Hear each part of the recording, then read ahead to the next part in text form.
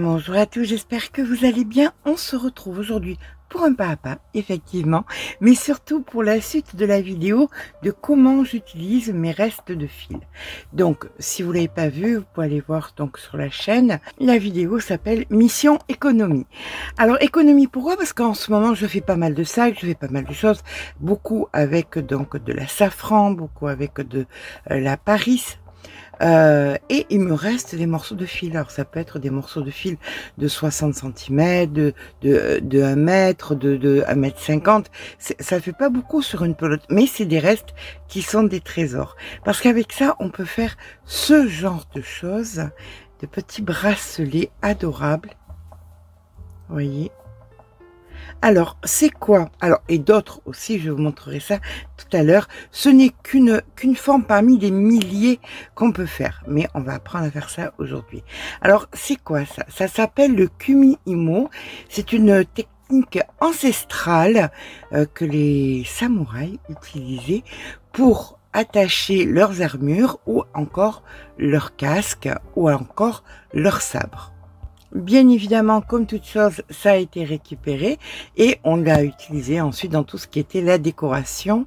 Et si vous avez la curiosité de taper donc Kumi-imo dans Google, vous verrez des espèces d'énormes machines avec des espèces de boules qui dépassent. Et il peut y avoir des dizaines, des vingtaines, des trentaines de fils pour faire des choses incroyables. Nous, on va apprendre à faire un petit bracelet, mais je vais vous montrer aussi qu'on peut faire bien d'autres choses. Et on fera ça dans d'autres vidéos. On peut... Alors, on le fait comment ça? Avec cette espèce de disque. Voilà, c'est un disque tout simple. Alors ça, vous le trouvez sur la boutique Liane du Monde. Je vous mets le lien en barre d'informations. Ce qu'il y a de bien, c'est qu'on peut le faire avec les enfants. C'est un très bon moment à passer. Si on veut le faire par nous-mêmes, on peut en faire 2 ou 3 dans la soirée sans réfléchir en regardant notre petite série. Parce que je vous promets que c'est tellement facile. Alors, il y en a d'autres sortes. Alors, pas les grosses machines, bien évidemment, mais il y a aussi les façons plates, comme ceci. Là, j'en ai un ici, vous voyez, c'est des chevrons. Et ça, là, c'est de la Paris, mais quand je le fais, alors j'en ai d'autres, ça, ils sont beaucoup plus gros. Voilà, je vous montre la différence de taille. Alors ça, c'est plus spécifique, hein. Là, je mets par exemple de la marama dessus et je peux faire des sangles pour les sacs. Alors, vous pouvez imaginer combien avec de la Paris, c'est déjà large. Vous voyez la largeur d'un doigt à peu près. Donc, avec de la marama dont le fil est beaucoup plus gros, ça peut faire vraiment de très belles choses, des ceintures, des embrasses, tellement de possibilités. Enfin, si vous le voulez bien, aujourd'hui, on va apprendre à faire un joli bracelet pour donc récupérer nos petits bouts de fil et donc se faire plaisir autour de nous ou alors passer du bon temps avec nos enfants ou nos petits-enfants en leur apprenant quelque chose de ludique et quelque chose d'ancestral. Allez, c'est parti. On va venir prendre, alors pour ma part, j'ai pris 4 fils, parce que c'est beaucoup plus simple, 4 fils de 1,40 m. Voilà, donc j'ai déjà tout précoupé. Vous voyez, j'ai pris sur mes petites... Alors 1,40 m, c'est vraiment rien du tout, hein, sur vos petits écheveaux là que vous avez, qu'on peut fabriquer. Ça prend pas beaucoup. Ensuite, soit un stylo, soit une pince à linge, soit ce que vous voulez. On va venir donc mettre nos 1,40 m, voilà, comme ceci, et on va le plier en 2. Voilà, hop. Donc voilà, vous avez là, hop. Donc ça fait 70 et 70, et là au bout, ça va vous permettre de faire un nœud. On prend n'importe quel fil, hein, je vais prendre par exemple celui-ci. Alors après, vous voyez, au niveau des couleurs, vous pouvez mettre les couleurs que vous voulez, hein, c'est vraiment au choix. Là, vous allez venir faire un nœud tout en haut. Et ça va nous servir tout simplement d'attache, parce qu'il va nous falloir récupérer un petit bouton. Voilà, vous voyez, des petits boutons tout simples. Voilà, donc vous faites votre nœud comme ceci. Et ça, moi je le mets dans ma pince à linge. On peut le mettre dans, vous pouvez mettre un stylo, vous pouvez mettre ce que vous voulez. Vraiment, vraiment, c'est simplement d'avoir une épaisseur pour pouvoir que le bouton passe, c'est l'important. Et donc, tous ces fils, on les attrape et on va venir les passer à l'intérieur du disque, comme ceci. Hop, et on tire jusqu'à ce qu'on ait, voilà, comme ceci. Ensuite, on va venir placer le 32 et le 1 en haut. Alors, comme quand on commence, on a besoin d'un petit peu de point de repère, je vous propose d'écrire, vous voyez, au niveau du 18, là, par exemple, un B. Ça vous servira, oh, pardon, excusez-moi. Ça vous servira donc de repère. B, pourquoi? Pour bas. Vous avez, on vous montre donc dans quel sens on va tourner, mais là, c'est, vous saurez que vous commencez toujours comme ça quand vous faites. Alors, il y a, on peut, là, on va utiliser uniquement 8 fils, puisque c'est 4 et 4, mais on peut en utiliser plus, on peut en utiliser moins. Il y a 1001 techniques. Là, on parle que sur une technique, d'accord? Allez, on va commencer. Pour ma part, je vais prendre les 2 fils les plus foncés et je vais les mettre un dans le 32 et le deuxième plus foncé, hop, je le mets à côté dans le 1. Voilà. Puis je vais prendre par exemple le blanc et je vais le mettre, vous voyez, vous avez des traits, hein, ça vous aide un petit peu, dans le 8 et je prends le deuxième blanc. Alors c'est pas obligé que vous pouvez mélanger les couleurs, moi c'est parce que je fais comme ça, mais vous pouvez mettre un vert, un blanc, un tout ce que vous voulez, hein. Ensuite je viens prendre les 2 autres clairs comme ça et je viens à l'opposé, un dans le 26 et un dans le 25. Et les 2 derniers, je viens les mettre donc en bas. Donc j'entoure aussi le trait comme ça. Donc ici et là. Et voilà, nos fils sont positionnés. On vient tourner un tout petit peu notre épingle ou votre stylo ou ce que vous voulez pour qu'on puisse commencer sans souci. Voilà ce que nous obtenons. Eh bien, c'est parti. Pourquoi le B en bas? Parce qu'on commence toujours avec le fil qui est en bas à gauche. On prend le fil qui est en bas à gauche et on vient le mettre en haut à gauche. Pas difficile. Puis on prend celui qui est en haut à droite et on vient le mettre en bas à droite. D'accord? Et là, vous allez tourner dans le sens des flèches. Hop, on tourne d'un quart de tour. Et on recommence. On prend celui qui est en bas à gauche et on le met en haut à gauche. On prend celui qui est en haut à droite et on le met en bas à droite.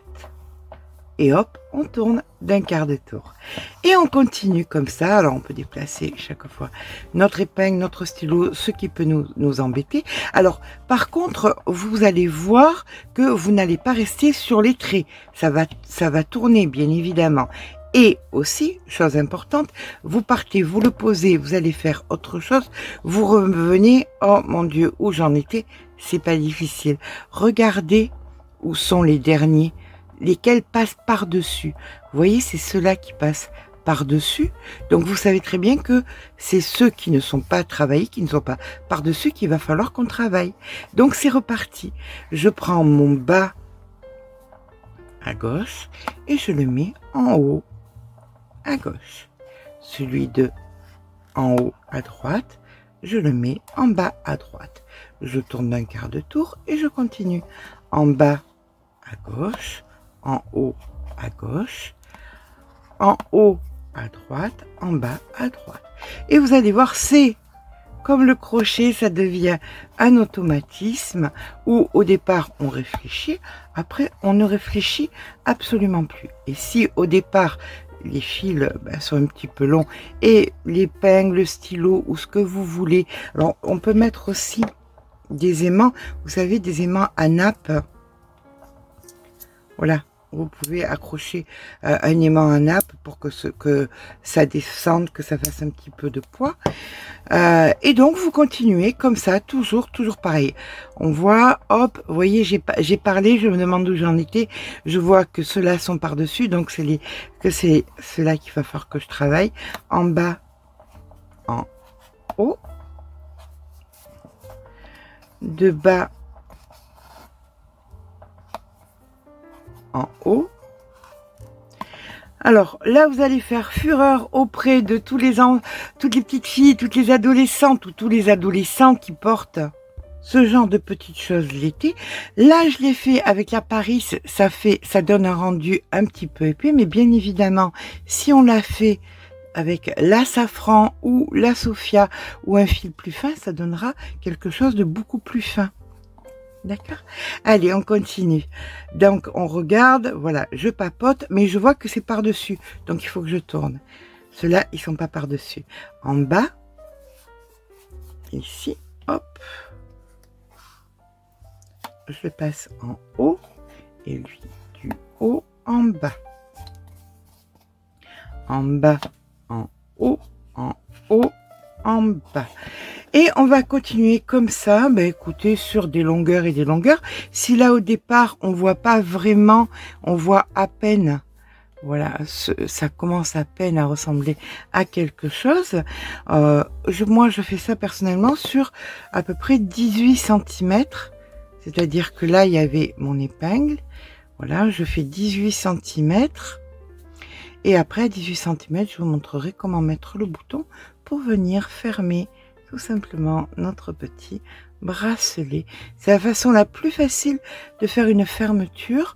Vous pouvez bien évidemment faire moins de centimètres, l'adapter au poignet des enfants ou faire ce que vous avez à faire avec, si ce n'est pas des bracelets, des colliers, des décos, tout ce que vous voulez, des embrasses, tout ce que vous voudrez, d'accord?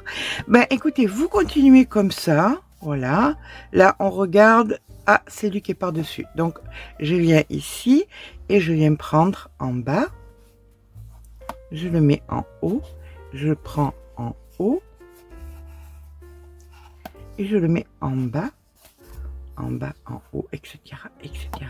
Je vous rejoins quand j'ai approximativement 18 cm, dans moins d'1 heure. Et bien voilà, je vous montre le rendu. Alors là, le rendu, il est comme ça, avec ce motif, parce que j'ai placé les fils comme ça, mais j'aurais placé les fils différemment, ça aurait donné un autre motif. Je vous laisse faire 1001 essais pour voir tous les motifs, toutes les possibilités qu'il y a. Donc, je mesure et je vois que j'ai bien mes 18 cm. Voilà. Puis on va venir fermer maintenant pour pouvoir mettre le bouton. Ah oui, surtout, comme vous pouvez le voir, il vous reste encore pas mal de fils, donc vous auriez pu faire, si vous voulez mesurer pour savoir à quel point vous auriez pu économiser, vous auriez pu encore économiser bien 15 cm. Donc au lieu de faire 1,40 m, moins 30, avec 1,10 m, ça plié en deux serait passé aussi. Donc on va venir attraper les fils. Alors vous voyez, eux ils sont par-dessus, On va attraper ceux qui sont par-dessous. D'accord? Donc vous allez prendre un fil qui est par-dessous et un fil qui est par-dessous, comme ceci, et vous allez faire un double nœud. Hop. Et on serre bien fort. Hop. On attrape donc maintenant à l'opposé, ici, d'un côté et de l'autre, et on vient faire un double nœud. Hop. Hop. Maintenant, c'est l'éclair, donc on vient l'attraper, hop, hop, et on fait notre double nœud.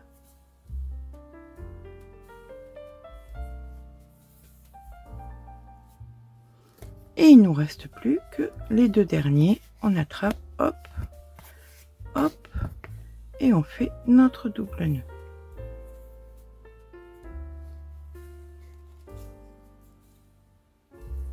Et on serre fort, hein, on n'a pas peur de serrer bien fort. Voilà. Et là maintenant, on peut dégager donc notre disque et on va venir mettre donc notre petit bouton. On vient donc mettre, on choisit un des fils, on le met dans une aiguille.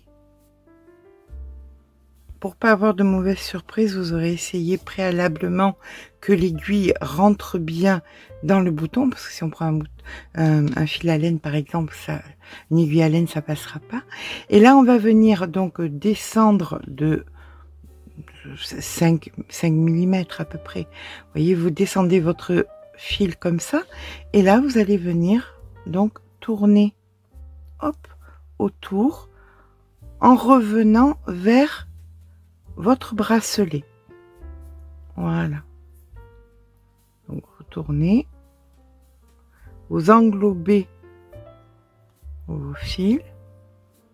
Alors de temps en temps, vous pouvez même faire un petit point, passer l'aiguille dedans, de façon à bien bloquer.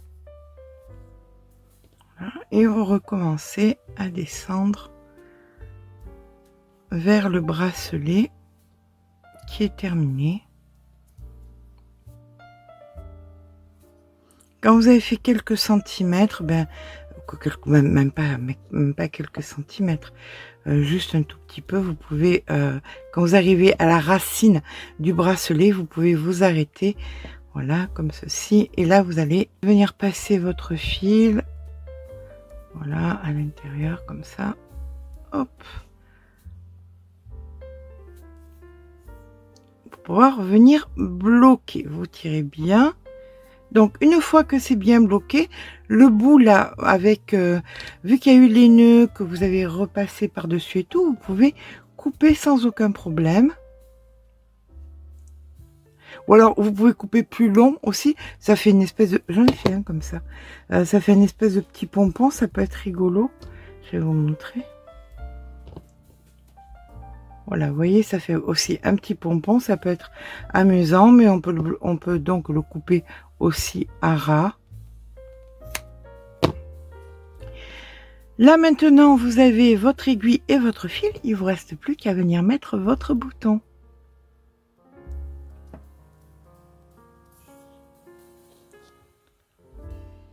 Hop. Et hop, et on vient donc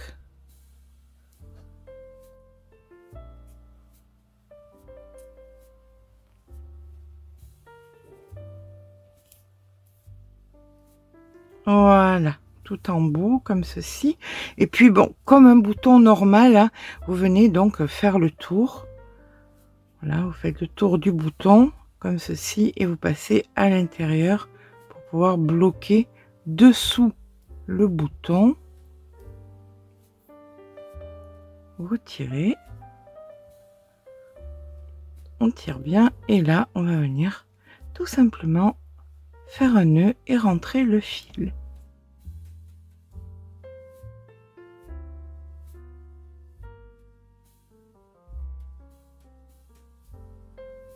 Le côté du bouton. Maintenant on va gérer le côté, l'autre côté. On va couper plus à ras pour que ce soit plus esthétique.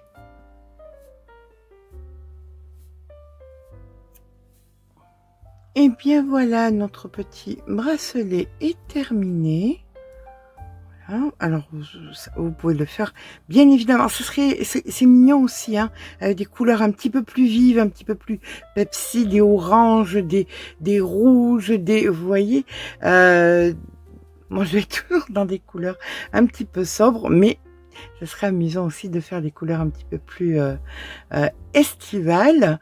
J'espère que ce petit pas à pas vous aura plu. On fera ensemble, certainement, mettez-moi dans les commentaires si vous êtes intéressés par essayer donc ceux qui sont à plat, qui pourraient nous servir soit de bracelet, voilà, soit de lanières pour les sacs, pour les embrasses, pour plein de choses différentes. Mettez-moi-les dans les commentaires hein, si vous êtes intéressés. Ça, c'est déjà sur la chaîne. Vous allez voir et je vous mettrai peut-être même les liens en barre d'informations. On va continuer à faire des petites choses pour récupérer nos fils. Si ça vous a plu, n'hésitez pas à mettre un petit pouce en l'air. Ça fait toujours plaisir. N'hésitez pas à vous abonner. Je vous attends demain pour un tuto assez étonnant. J'ai même pas le mot tellement que j'ai pris de plaisir à le faire. Je vous embrasse très fort. À très vite.